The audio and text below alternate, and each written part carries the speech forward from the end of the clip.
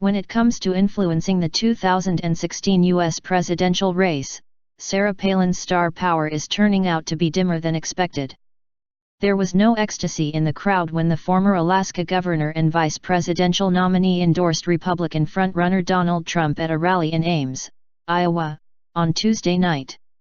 And at Trump's next appearance on Wednesday in Norwalk, people who came to see him, both hardcore Trump supporters and undecided voters, said Palin was not swaying them.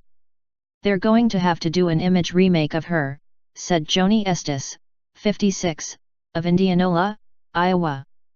Estes said her Pentecostal Christian faith made her feel aligned with Palin, but it did not make her feel any more strongly about Trump. She liked him, she said, and was likely going to caucus for him during the state's nominating contest on February 1, but she was also keeping the door open for his closest rival, U.S. Senator Ted Cruz of Texas. Her friend Jenny Terrell, 55, said Palin's endorsement made her less certain about her support for Trump. A longtime Democrat, Terrell said she had been inspired by Trump but was put off by Palin's extreme opposition to abortion rights. "I was a little disappointed," she said, adding that even though she knew Trump had declared himself to be against abortion, she did not see him as being as fervently anti-abortion as Palin.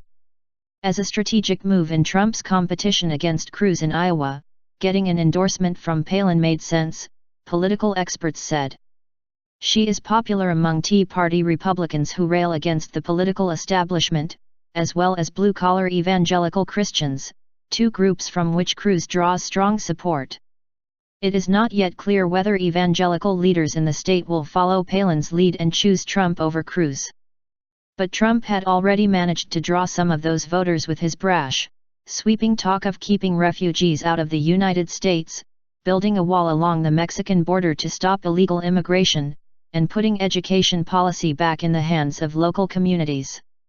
"I could care less about Palin's support for Trump," said Scott Heckert, 49, who said he had made up his mind to caucus for the billionaire businessman and former reality TV star. Even Andrew Haup, 26, who said he decided to support U.S. Senator John McCain of Arizona, the Republican presidential nominee in 2008, only after McCain made Palin his running mate, said her endorsement mattered little to him since he had already made up his mind to support Trump.